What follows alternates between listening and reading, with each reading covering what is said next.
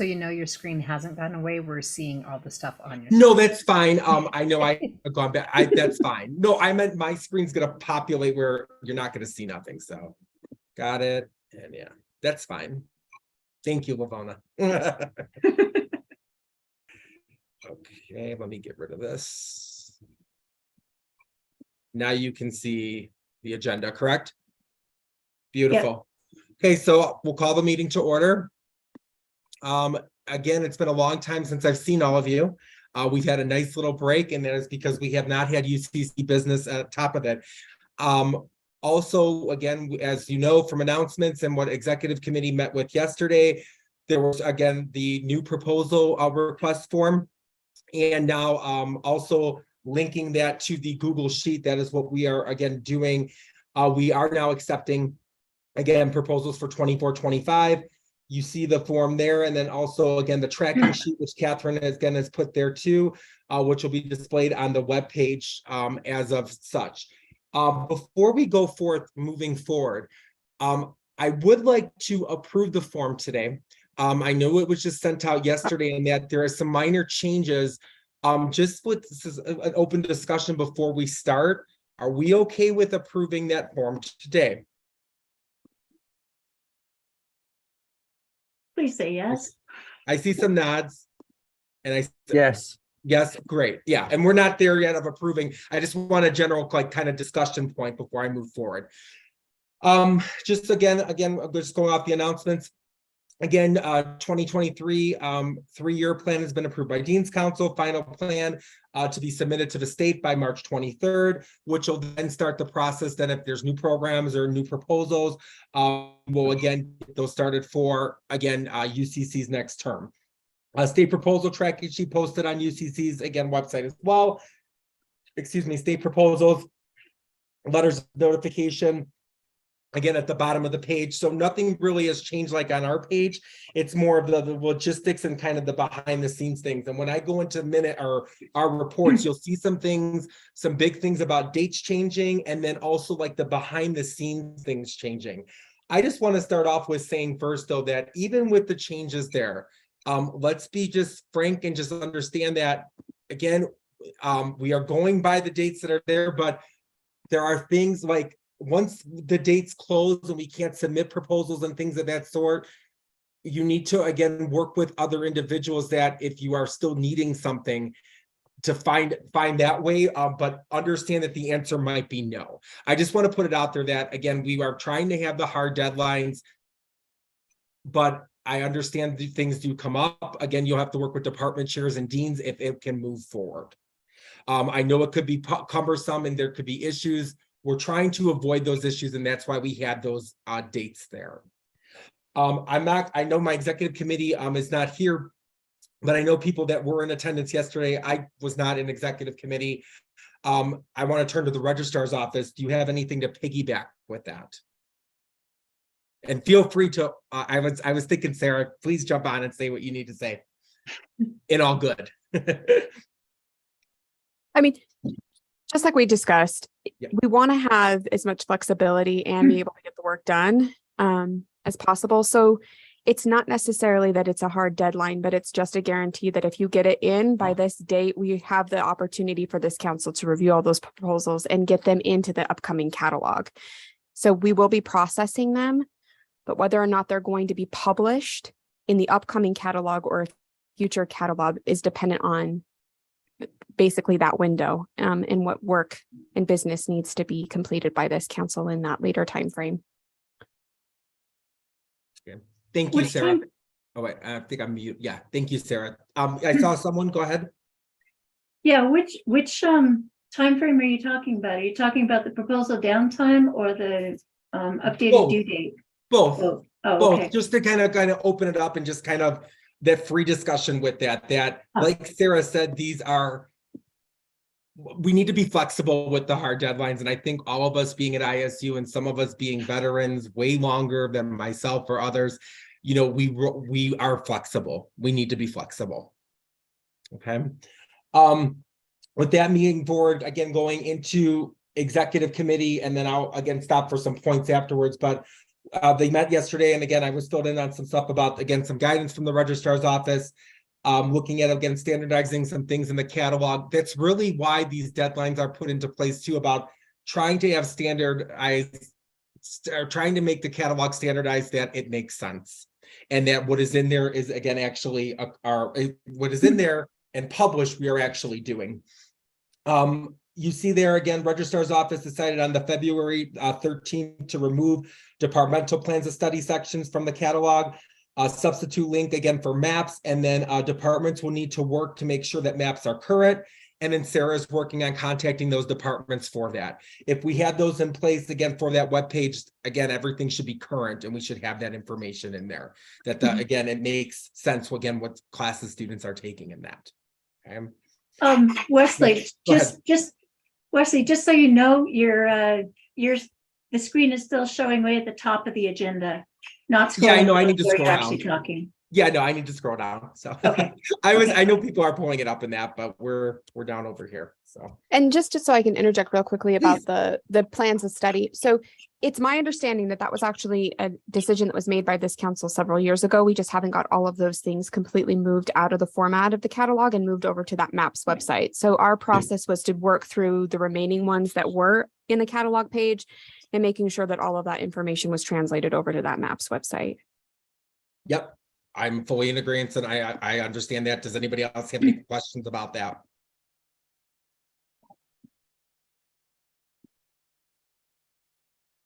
Okay, moving forward. Okay. Again, so we talked about that. Again, proposal downtime from academic is the academic calendar and that academic affairs prize, UCC's approval for academic affairs to add this to the calendar.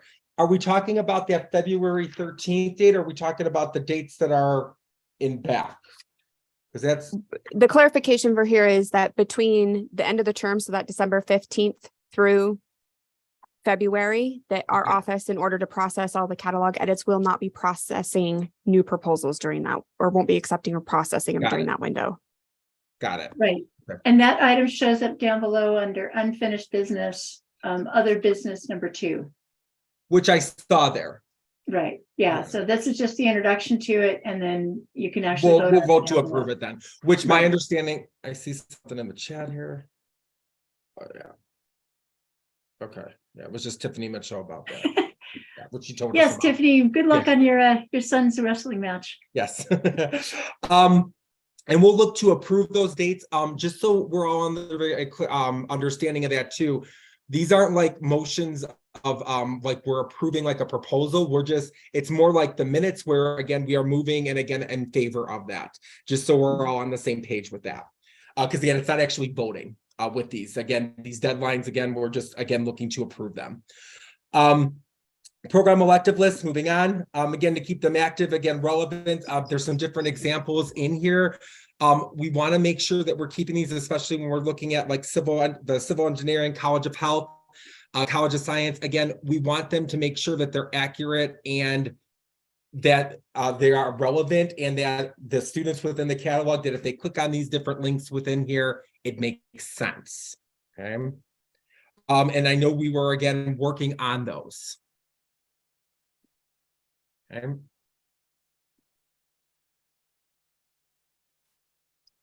Okay. We discussed some forthcoming again change memo process again with minor corrections. I'm going to ask this now. Are we doing change memos or no? Because as far as I know, we are not, unless that's something that changed.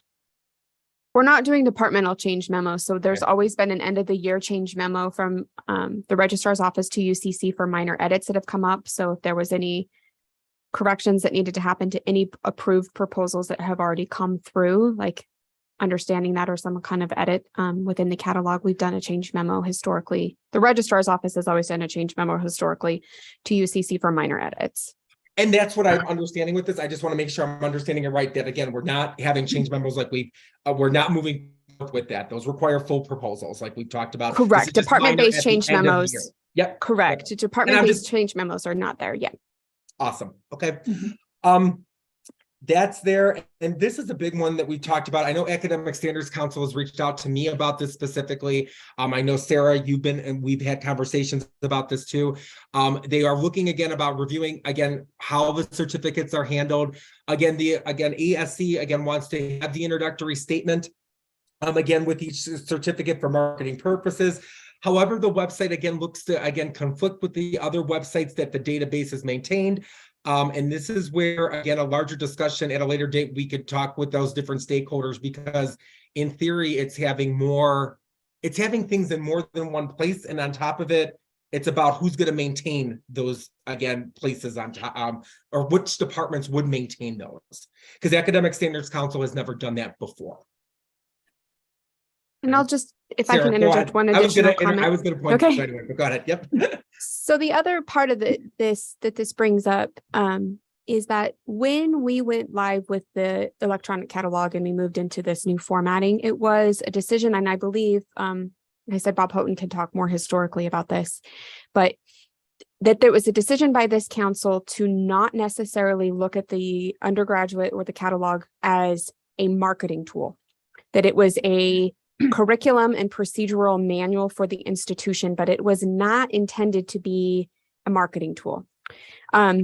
We did in the previous iterations have some of those components. So the larger discussion here is that we do have obviously a marketing component or advertising element that happens with curriculum, but is the catalog the place in which to house that, which is going to some of these questions about standardization where they want to have a little paragraph above each of these, or is the catalog not? Again, I think that's when we talk about a larger stakeholder is what is the role of the undergraduate catalog in those two distinct contexts? Is there a element where we will say there will be certain pieces that could be represented like a marketing piece and others that would be housed in external places?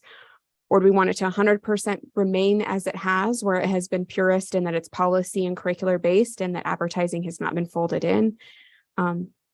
Anyway, bringing up those pieces is that's the direction we moved when we went to an electronic catalog. And there have been broader conversations that are coming up about obviously enrollment program, advertising your programs and those components. And this is one of the tools in which we use to advertise students and to advertise our institution. So when we came up with the context of that was part of where that came from too, is that how do we maintain the marketing recruiting element outside of the catalog? And if we wanted to fold those in, how exactly would this council be monitoring or updating or maintaining those within the catalog framework in the pages that we have? If that makes sense. And another question I have about this is this website that I saw pretty much duplicates some other things that are posted on ISU's website that are maintained by other entities. I know that institutional research keeps track of our programs. There's an EISU page that keeps track of all our online programs and courses that looks very similar to what this is. Academic Standards Council has nothing to do with the state approval process at all, and we have to have everything approved by the state before we can actually offer a program. And you can't just change names or change anything in it without getting the state approval. Academic Standards Council is not in that loop at this point. And there's also a danger of departments changing names of their programs or offerings or something on their websites that haven't been approved. So I see a lot of potential for conflicting information on various websites within the ISU overall website, and that is a problem. So that's why another thing that we need a larger discussion with a lot of different people. Because I don't see the Academic Standards Council even has any purview over the marketing end of it and maintaining such a database and web page. That I don't see that that's even within the scope of their tasks and their purview. That task though was deemed to them by other parties.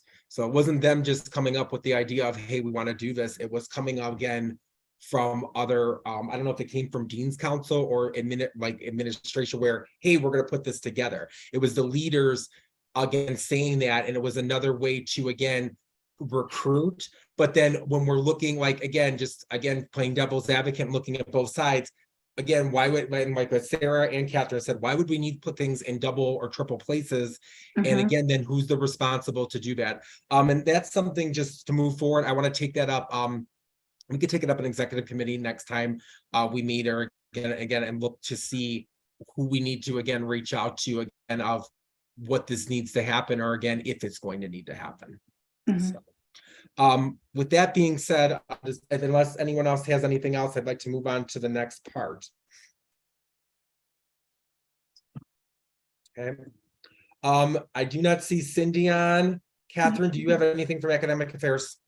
No, it's already up there under the Yeah, state we talked proposal stuff. Yep. So Okay. that's it. Awesome. That I'm aware of. And then GERC meets, the subcommittees, GERC meets next week, and they will have again some updates in that.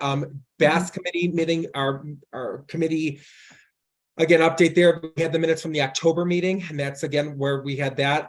We just need to review those. We had those minutes there, but I wanted to be able to accept those minutes. And that's been sent out prior to this email as well, but we want to again accept them. Can I get a motion to accept, and then just an all in favor? So motion to accept first. Lavona, thank Motion to you. accept. Oh, Sorry, go ahead, Lavona. It wasn't me, it was Crystal talking, but I was Sorry. actually so moved. I'm sorry, Crystal. Crystal, did you first, or did you do the first one? I'm sorry. I did. Awesome. So Crystal first, and then Lavona, I'll take you as the second. That works. Awesome. And then all in favor? I think we have it unanimously, and we have accepted those minutes. Okay. Information from the chair. I don't have anything. We'll talk more about that when we go into other business. Can I get a motion to take up, or we don't have anything on the consent calendar or information items. It's our first meeting back, but can I get a motion to take up unfinished business then? Because we'll again go ahead and do that. Ajit, thank you. And we will move forward then again with unfinished business. So our big thing, we talked about the two deadlines. So September 20th going to October 20th for UCC proposals. And then also the motion, I'll take them up both because we're just, again, accepting these December 13th through, again, February 1st, that no proposals will move forward during those dates, again, to give time for academic affairs and the registrar's office to approve. Okay, before I take up the motion to accept, do we have any questions or discussion? Can you Yeah, review those? I'm sorry, go ahead, Randy. I was just going to say, can you clarify those dates? You said Yep, I'm September going to scroll 20th. down here. So right here. So I want to put, Oh. so I'm just going to use, oh, go ahead, Rand, I'm sorry.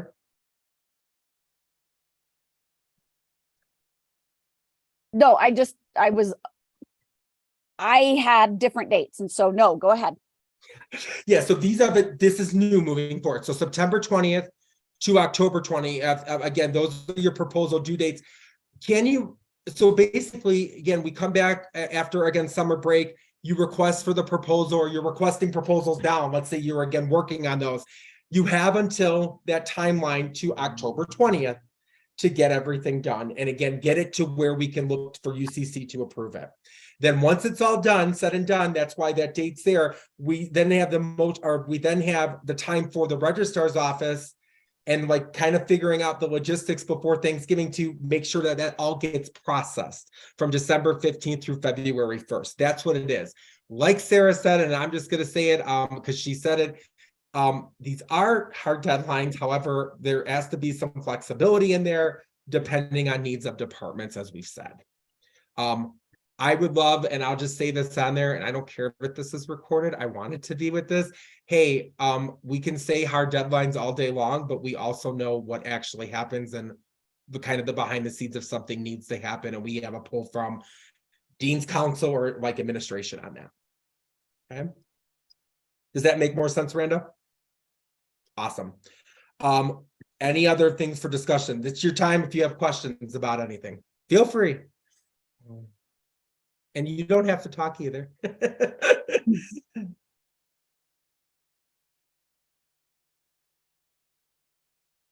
Okay, Who joined? Ben, okay. okay, with that being said, can I get a motion to approve the UCC proposal date and also to the processing period as well to accept? I motion. Awesome, that's Ben the first, and then can I just get a second? I second. Ines, and I saw Carmen, thank you, all in favor, or again, just vote. And we are unanimously accepting those again dates, there is no stating in that. We are good with that. Before we move on, because we don't have, we have some new business to talk about, but before we go on to there, I just want to briefly piggyback. Does anyone have any questions, comments, concerns of how the process went last year? And again, just with approving everything. We did move through things. That was the best part. Any questions, comments, concerns? This is your time to kind of voice those. We're kind of looking at last year.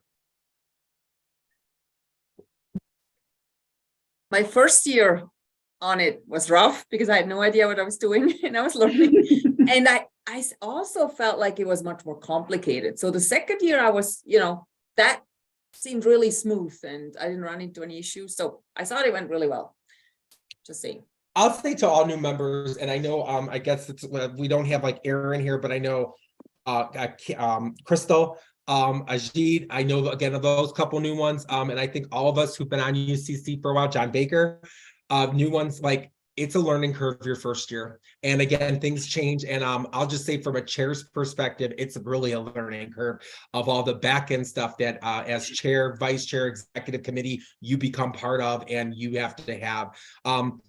And you learn through it. I will say one thing about this council that is different than, excuse me, other councils I've served on. It works well together, and there is a cohesiveness with doing that, and it's appreciated. I also feel too at the end, it's the registrar and academic affairs that kind of, serves over the purview of the catalog. So we have those again guiding pieces in there. Okay. Anything else before I look to move on to new business? Okay. And this I am going to take up. I know sometimes we don't take it up, but these are just the sample proposals. So I will share, I'm sharing my screen now. Can you all see the sample proposal? Yep, I see hands up. Okay. So again, a lot of things are going to be the same. There are some things that again that have changed, again, like what's in red there, or like again what's in red, like again the ISU. Again, are there any of the courses like noted, like the program fees, like those are the new things that we are again looking to change and again update. Okay, again, notice we have the due date in there. That's something new. Again, that was not on there before, and again, it's nice to have that on there. Except again, she's going to change that to are submitted to UCC by September 20th, and then that would be changed to October 20th. Right, Catherine? I'm doing that right now on the template. Yeah, that's fine. This is the sample again, just to kind of give you and then you could see here again, we have different approvals on here, just again for signatures, looking again for impact statements, catalog searches. Those are again pretty much the same. We didn't wind up getting impacts back on this yet, right? Not yet, but I did send this one out for impacts so that the responders can see the actual new form and what it looks like. Okay, so once approved, it'll be posted on UCC's website, and that's after we get these impacts and that. Catherine, though, we can vote to approve today pending impacts, right? Just like we would do with any other proposal? You don't even need to pending impacts. Okay. We'll just collect those later, but yeah, because this is a sample. I would like to get this one posted to UCC's website. And that's fine. Take a look. You see everything else, course changes as I'm scrolling through. Again, you see everything the same. Okay, again, go slow on the tables. There's quite a few changes on the tables. As I'm going right here, when I started. No, the course change tables in part. Yeah, I was getting there. Part A, yeah. Right here, course changes. Right. Okay. Ivory had asked that there's a lot of things that are often missed, like these 30-character max, repeatability, yes or no, and if so, how many numbers of credits. She asked that those be bolded. and in a different color so that people will pay attention. We also added in the requisite, scroll up just a little bit if you would. Yeah, right there. Okay. And under the course description, we added in a requisite statement and a minimum grade requirements. Those used to be on the old a few iterations ago of the form, and it just makes it a little easier for the registrar's office as they're entering the information. So if you scroll down a little bit more, any registration restrictions, because sometimes it's, that they have to be enrolled in it, having completed a pre-program or something, or requires an instructor's permission or something like that. And then also we're asking them to list the courses if there's a corresponding graduate course, and then has something been submitted to grad council or not. I'm just going to interject. Just notice changes in red and blue on this again form, as you can see here as she's going through it. So just something to keep in mind. Continue, Right. Catherine. Thanks. Yeah. And also just to help collect whether or not the course is offered online, and if so, what kind of online. That will help our people keep track of that, because we're really having to pay attention to that now. Again, a lot of the same things she was repeating here, like the requisite statements, again, prerequisites, the equivalencies, restrictions, grad council. Some of these questions, as you know, they came up during proposals this year or in past, like tons in past. And that's why this is stuff that, again, we're looking to add in here. Okay. I'm scrolling through this somewhat quickly, but it's just everything that she already went over. Yeah. Okay. It's all pretty much the same. It's just trying to get an updated sample that people can use that will give them, some idea how to fill this out. Oh, and this is a new section. Yep. I was just, go ahead. Yeah. Oh, can I go ahead? You want to? Yeah, it's just, again, more information that our ITRC and institutional research people need to know. And I think also the registrar's office, because we have to track that much more closely than we did before. Adding up with the credits, same aspect before, again, striking out. Sorry, go ahead. No, I just saw that there's a chat. Yep. What do you call it? Courses are offered. It's just me. What I basically am Carmen. wondering about the online information is if courses are offered depending on staffing and semester, sometimes in one format, sometimes in another format, is there like an all that apply kind of option? Because my department, for instance, sometimes offers things in a variety of different formats.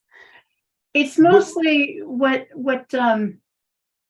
we have the EISU website, which keeps track of all the different courses that are offered online and all the programs that are offered online. And Blake Beck has been trying to get that updated based on what, trying to make it accurate. And we have no way of keeping track of that information so far. So they're trying to come up with some way of watching out for that a little bit better. So it may. So Carmen, are you hoping for like a box that says AO, SO, and in person? Check that one. What I'm thinking when y'all go live with this is that for the data to be meaningful, people are going to need to be able to check what they're really doing. And what we're really doing in a lot of departments depends upon the semester, upon staffing, upon a lot of different things. And so you can gather the information. And I guess if you don't give people multiple option or an all that applies option, you're going to get faulty information back because people are just going to check one and say, well, we sometimes do this, right? That's my thinking.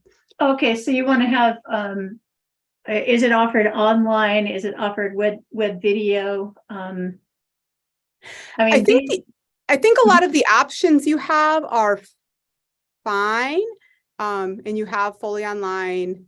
Because it gives the option there of like what you're talking about here. Like, yeah. Again, if it's partially face-to-face and the percentages in that. Yeah, it's just all of the above that may be an issue. right? Like, well, this semester we offered it fully online. This semester we offered it in a hybrid format. Maybe we offered it in a hybrid format and fully online, right? That is what I'm thinking about collecting meaningful data, right? Oh, that you have like an all of the above feature. Can you just say select all that apply? Exactly Yeah. that's basically was my question. And then that would also include a face-to-face, right? No, because the question isn't written that way. It says list the online programs below. You see? Yeah, And part of it becomes about dedicated online programs where people can guarantee you can complete this program online versus programs that sometimes do some pieces online, but you might actually still have to be in person some of the time, right? And not creating confusion about which programs those are, because, you know, we can say, well, sometimes we offer conversation fully online, but other times we don't. So if somebody is counting on that as a way to get through a degree program, then we're not telling them the truth, right? So there just needs to be some specificity in there so that, again, we're not just providing inaccurate information to Blake or whoever it is that's going to put it out there. so what is it you want it to say? Miranda Select or suggested select all that apply. all that apply. Yeah. Just, yeah, right there. Just select all that apply. Each That program. makes sense. I see what you're saying, Carmen. Yeah. I mean, ultimately, I think people will get through the form by, so if we just give them options that allow them to tell the truth, then I think that you'll just get more accurate information. Thank you. This is Lavona, and I have a related question, but back to at the course level, the more granular level. You want me to go back up to the courses? You can. It's very similar to the issue that Carmen just brought up about programs, but if you're asking a new course, are we going to teach that face-to-face or online? Again, I don't know what we're going to do in the future. Here's what I think we might do. And that seems like a photograph in time of what we think we might do, as opposed to, ooh, we can't find anybody to teach this class next semester. Okay, we're moving it online. Is that, if it obvious, well, I shouldn't say obviously, to me, if it's like a one time, like, oh my goodness, okay, we have to switch a mode for one semester because of staffing, that doesn't seem like something I would bring to UCC. But if in the future we're like, actually this class not effective online, let's move it face to face or vice versa, does that now need to come back to UCC because we're planning to offer differently? I guess I'm not against collecting information about courses. I'm wondering if this is the best spot to do it. Well, the reason for putting it on the form is as we're creating new classes or if we're making changes to it, it flags Blake back that, oh, okay, here's a new course. It's going to be offered online. He needs to add it to the EISU website. Really, we have not figured out how to get departments to coordinate with the EISU web page when they're starting to offer, what they're doing with the courses. We do have to notify the state. So we do have the state proposal. Whenever we're going to be offering something online or adding a fully online option to it, we have to notify the state. So at least there's another piece. But it's kind of like keeping the online directory up to date. When somebody's hired or leaves or changes departments or something, you got to remember to inform the directory. And it's really kind of honor system, and it doesn't happen. So, but right now I've been working with Blake Beck and Vince Miller and Randy Stam to try to figure out what programs we actually do offer online, what's been approved to be offered online by the state, and getting the EISU webpage accurate. And it's even gone out to the associate deans to try to get that information so that we're more accurate.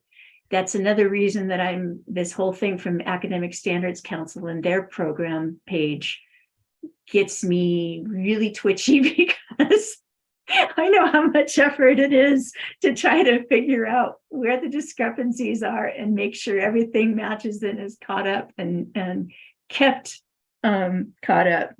So Flickbeck reviews all these UCC proposals, and this is a way of flagging him that, okay, here's a new course, it's going to be offered online, and this is the methods, so that he and Vince Miller will be able to keep their internal records straight. I'm sorry, go ahead, Catherine. I was going to say one other thing. That's pretty much it. To answer Carmen and Lavona in an aspect of this, just because I feel, or this is just a thought, like it's on here, I feel always the department or the college, meaning that level, can always say yay or nay.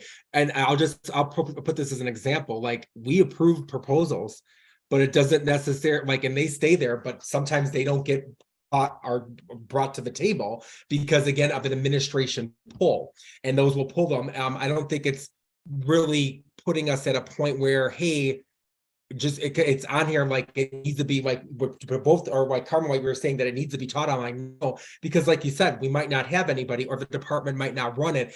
I also see the flip side about, again, doing the data and making sure the data is accurate. And I feel that putting that one thing in there should cover us on that end. Will there be discrepancies even with adding this stuff?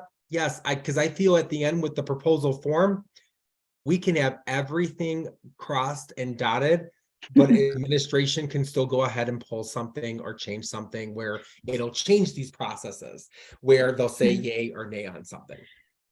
That's just my food for thought on that. Lavona, I saw your hand raised. I didn't know if I saw someone else raise a hand. So if I just on the same issue, and I don't mean this comment to sound snarky, know that I mean it with all like administrative love.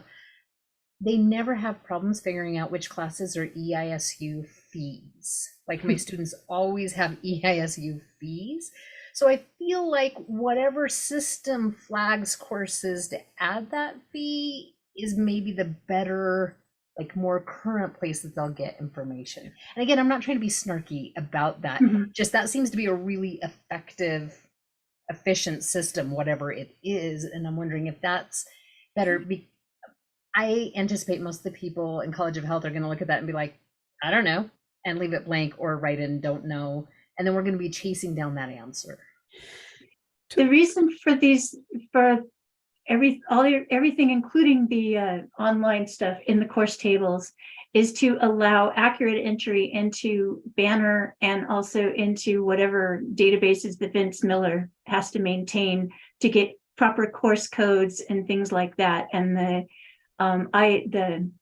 online and types of online offerings that we have is part of that. So this is the behind the scenes data entry into the database.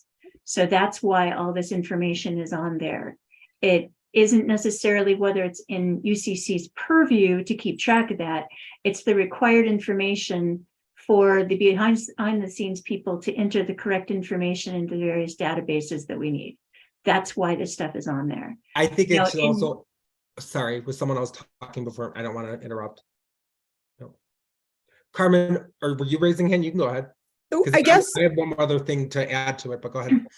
I guess I just want to, well, first of all, I chimed in when y'all were down at program, but really my question goes more to Lavona's point. It's on the course level, because at the program level, you know if you're teaching an online program or not, right? Like that is a different issue.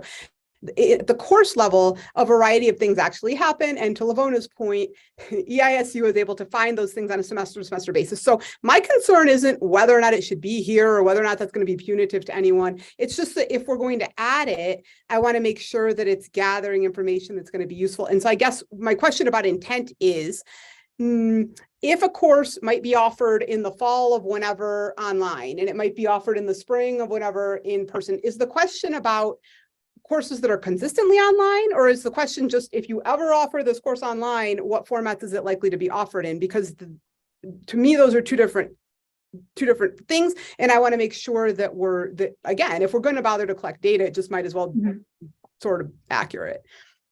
Well, I what you like how guys you are said talking somewhat about, accurate. Yeah, always Yeah. somewhat, but I mean, I just to start out, I'm just clarifying the point of what it is, if they're looking I for, think we can. this course is meant to be taught online always, or this course may occasionally be taught online. If they're just like, when you teach this course online, what are you likely to do with it? Okay, then I guess we can it's provide that information. it's kind of like, okay, if you're creating a certificate that's going to be fully online, and I'm going to use the cloud computing one from College of Tech.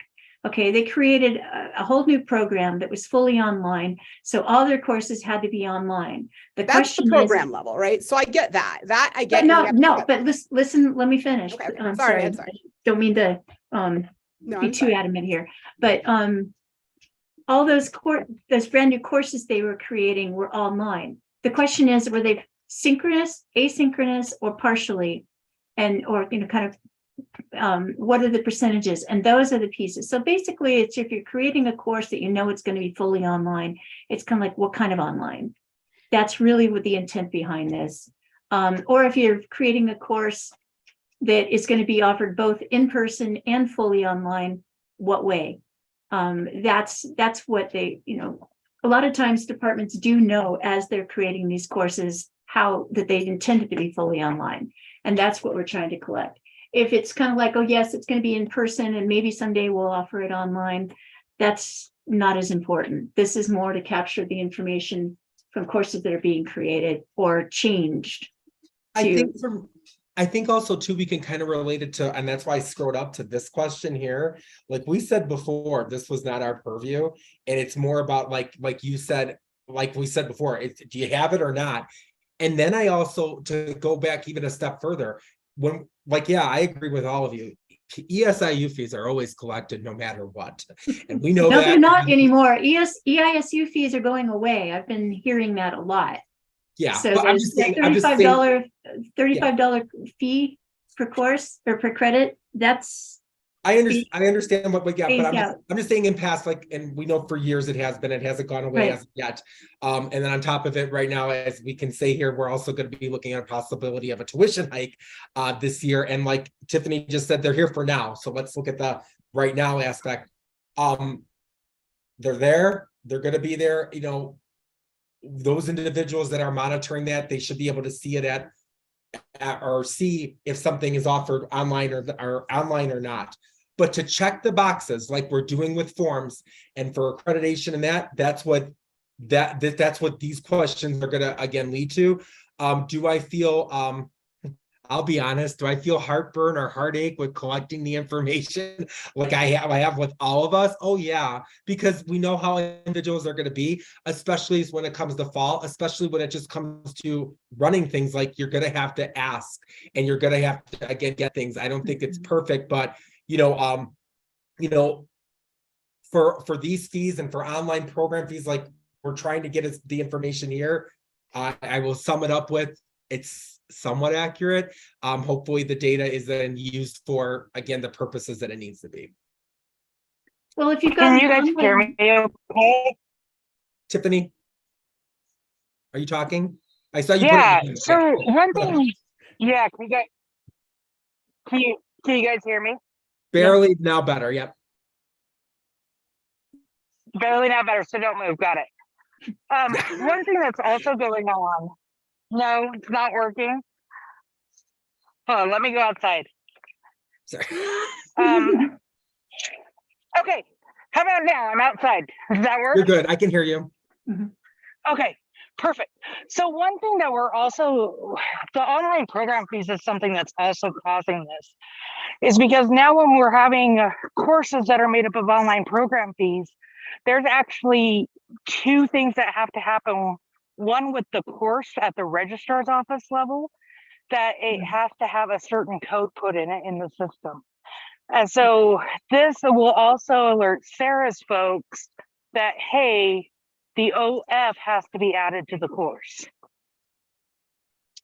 Okay. Yeah, because if you're doing an online program and requesting an online program fee of $300 per credit, all those courses have to be flagged that, yes, that course requires $300 a credit in lieu of tuition. And that does have to be coded within Banner and the databases for each course. And this is where we can collect that information so that they can make the proper entries so we can have that information when we need it. Good discussion. And again, that's what we're here for. Does anybody else have anything? And good points, Lavona and Carmen, thank you. I think my only question or comment and with all of this would be to both Lavona and Carmen's point is that if you're a PO, how are you going to read that? How are you going to understand what you're checking, right? How are you going to help understand what that box is? So I do agree there maybe is a little bit more clarification. Do we want to collect anytime you may offer it online and what that modality might be? Or I'm guaranteeing to the best of our ability, right? 90% that we will always be offering this particular course in an online modality. And this is the one that we're choosing. Right. I mean, to your point, from a proposal, just filling it out level, but I'm assuming that that's where the question is coming from. Is that correct? Oh, yeah. Myself included, I'm thinking of that. I also want to say, and to preview to Sarah's point, that's when we go to your UCC rep. And again, this is where we had that conversation and say, hey, yeah, this is what we're looking for with that question. Mm-hmm. And also to like proposer originators and all reps should know that if you have questions on anything, chair, any part of the executive committee can be reached out to answer that question. And I will also say, and just, and myself did it, I've done a lot. I know Carmen, you've done a lot, Lavona, like we've all, if you have other questions, reach out to academic affairs because they're going to be the ones that say yay or nay, or kind of looking at it from that perspective, registrar's office within that purview, because you've helped greatly with that as well. You know, just for clarification purposes, Randa. I'm sorry, I'm going to ask can you go back to the section that we're talking about and let's just I'm not new, but I just want to, because I see that question coming and now I'm sorry, I zoned out while some of the discussion. And so I want to know exactly what we're saying about that section. And is it just this because I get that section. I'm worried about the in-class section. So are you worried about part C or this part up here? That part that you've got your cursor on. Got it. Okay. So what do we tell our POs if they ask us about this question? This is just what could happen in the future? Or I would say, and again, academic, I'm going to point to registrar's office in this, but my thought would be, what is, like Sarah just said, what is it mostly being offered? And that, hey, if it there, and understand also with a grain of salt that, again, like we've said before about this, like kind of some other points of the meeting that you need to be there's going to be some flexibility because things can change. So as always, and as I've learned also about UCC, flexibility, because we change, it changes. So. Maybe just one quick question. So for example, in our program now, we have an on-campus program in social work, and now we just like adapted. I mean, we just got an online program approved, right? So each course then is taught as like, you know, social work 3375, 1-1, and then 2-1, right? And so let's say there's changes, then we'd have to fill it out for each section. Is that correct? Because we have an online and an in-person section of a course, or not if you've changed it at a program level. The main thing is if you're changing a course that is offered both ways and you're offering it synchronous only, so that people have to attend via Zoom and at the same time. All you have to do is just mark that, yeah, it's synchronous. So that the behind the scenes people can make sure they've got it correct. Or if you're changing it from being synchronous to suddenly we have this fully online version, you can go on at 2:00 in the morning and do it. Check that. So it's just a way of helping keep track of our existing courses. And if you're creating a brand new course, especially if it's for fully online program, you can check that as well and keep track of it. But if it's a course that's being taught face-to-face and has always been taught face-to-face, and maybe occasionally you have an online section of it or something like that, if it's all synchronous, that's pretty much a face-to-face course. And it's really, I would think that the POs and the departments would know which programs they're offering fully online and which courses apply to those programs and which don't. So, And to just piggyback, it's not this council's job to check that stuff, just like, Right. again, with like maps and that, like, not Mhm. our, not our purview. So it's more about, again, like a data purpose in that. Right. Okay. Other things before I move on, because we're looking to approve. Okay, so with that being said, again, because we took a look at the template and the sample proposal, can I get a motion then to approve both of these? I This is see Ben, Crystal and I see Ben seconding, and then are we all in favor? Okay, unanimously all in favor, we will move forward with those. And also that change memo, again, process again at the end of the semester with the registrar, that's the same as well. We've already talked and approved that. I want to move on to some other business. Before I talk about elections, I want to go to that subcommittee stuff first, and I'm going to piggyback to that. And I'll go back to the agenda here so we all can see it. Let me move down here. Okay. Okay, so the samples were, the sample and the Sample proposal and were that approved? was approved. Okay, thank you. Sample and blank proposal template. Yep. We're again working on these things. So there's going to be a subcommittee that's looking to form over the summer. I know Bob has put interest in that, and Ben, correct me if I'm wrong. Again, about that, and we're looking at some different things again with the catalog layout, correct, Ben? I know Bob. Yes. Yes, so again, they're looking to do that. I'm assuming you are looking for any other help, right? Yeah, if anyone's actually on summer contracts, great. You can just add in on the fun as Bob and I will be here. But yeah, we are just looking for anyone who's interested. We had some interesting discussion yesterday about what should really appear in the catalog and everything. And if there's a systematic way in which you can do some stuff in there, I think that would really help improve what we are presenting. Okay. So again, if you are interested, please feel free to reach out to them. Again, if you are on the on a 12-month or even 11 month where you're going to be here. Again, it's up to you if you want to. It's just another subcommittee. And that has to do again with the catalog layout. And that would go into those other things too, with regards to like program duplication, standardization, and mission requirements. These are all different things that again, they are going to look into. With that being said, I'll go with future business. I do have one update about interdisciplinary. Again, referring to academic standards council about upper division. Again, the grad program and that. I know before academic affairs was questioning that and looking at that. Do we have any updates with that? Or the registrar's office on that one? On G. Oh, sorry, I'll scroll down there. Yep.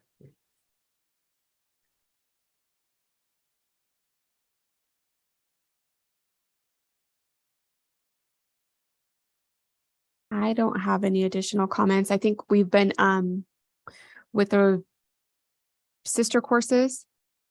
That first one, is that what you're talking about? Refer to that's what I'm that. talking about. Yep. So we've been working with the proposal. Obviously, the proposal form has those tied in. And Catherine and I have been working with the graduate council on how do we create some synergies between proposals. Okay. But we have not. So it's just an ongoing thing. Yeah, we haven't. It's in discussions, but we don't have a finalized proposal or process to bring forward to council. Okay, thank you. And then with that being said, interdisciplinary, I've talked with Faculty Senate about that. That is still an ongoing conversation about the interdisciplinary. That has not changed. And again, Faculty Senate was looking on creating that. I've reached out, and again, we're kind of like going back and forth with that. So let's go back now. I'm going to go back to elections. because I know all of you are just, again, dying to serve on executive committee. I see faces on that. So look at eligible members there. I will tell you myself, I most likely will not be rotating off. And I have already talked, and I'd be happy to do chair again, if that is okay, unless someone else really is wanting to do it like no tomorrow. With that being said, vice chair and Bob Houghton is still good with vice chair, and then also Ben again with secretary too. And if that's the case, we'll kind of marinate on this and then look to do elections when we meet again, if that is okay. And if, I guess with that being said, anybody wanting or feeling the need to be chair? Sorry, I laugh at that. Wesley, just because I am new and just so I heard you clearly, this is Crystal. Yeah, I hear you. You are you're continuing on as chair, and so are the other two positions, unless anyone else is interested. That's what I heard, though. Okay, Yes. Thank you. So basically, right now, is there anybody? Because right now we'll look to take nominations. And are we good with nominating those folks because they're in agreement, if that's okay? And now, if you want to marinate on it, you can too. I just want to make it sooner than later because I know from academic affairs and others, they want to know this, the sooner the better. I see everyone. Yeah, and I love how people are. I love the looks of that because I had those looks too. I remember when I was just a council member before I became chair, and hey, and I'm going to tell you this, and I know it's recorded. I totally feel all you. I understand like no tomorrow. So there's no hard feelings or anything about that. I get it. So, but are we good with those nominations then? So myself for chair again with my reelection. With my college, and then Ben for secretary, and again for Bob Houghton as vice chair. I think that works out. And we want to take a vote on this next week, or can we move to make that happen now? I'm good with doing it now, unless anybody else has an issue. Carmen, yes. I would need. I could do breakout rooms in that for that. I would need to review, but I think in our bylaws, it might say there has to be a week between the nominations and I was looking at that today. I'm only bringing it up because I don't want to run afoul of our bylaws. Otherwise, I would be happy to hold the election, but I also just want to make sure we don't screw it up. I thought from what I was looking at today, I did not see that. Okay. I may be remembering incorrectly, in which case, go ahead if you want to. Well, no, I move that we take elections next week and be prepared. Be prepared if we do meet next week. And that, I just want to put it forth out there the next time we meet. At this point, reps, make sure you're talking to your peoples. The form will go up there again with approval now of that, hey, they can start requesting and again, start getting those in so we can start to take a look at stuff. It doesn't hurt to take a look at stuff. Okay. I don't see tons of new business, but it doesn't hurt either. With that being said, then again, nomination, anything else on elections before I look to move to another part? Okay, we'll look to move elections the next time then. And now the best part, can I get a motion to adjourn? I motion to adjourn. That is Ben. Can I get a second? Second, Crystal. Crystal, thank you. And Randa, you guys take care. Enjoy your time. If I don't see you again, can I have the registrars? My registrar and executive committee stay on, please. Thank you. Thank you. Bye, everyone. Bye, everyone. Bye-bye. Catherine, oh, did she stay on? No, I'm here. Okay, good. Let me stop recording real quick. Yeah. And real quick, for chair. Let me stop recording before you, or let me